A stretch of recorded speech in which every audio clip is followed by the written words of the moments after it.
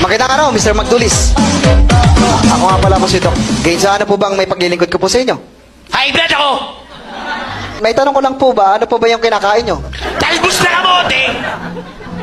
Talbos sa kamote, hindi naman nakaka-high blood yun eh, gulay yun eh.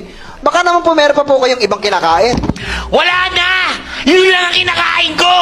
Umaga, tanghali, gabi, snack, midnight snack! Yun lang ang kaya kong bilhin! Hindi ko kaya bumili ng karne! Ang mahal-mahal! May problema ka? Dandahan lang po. Alam ko na po ang gamot dyan. Ano? Saglit lang po. Ano mo pala eh? Naan mo ba? Eto po, bumili po kayo ng ulam, wag lang po yung talbos ng kamote. Ano pong pakiramdam nyo ngayon? Ang gaan ha?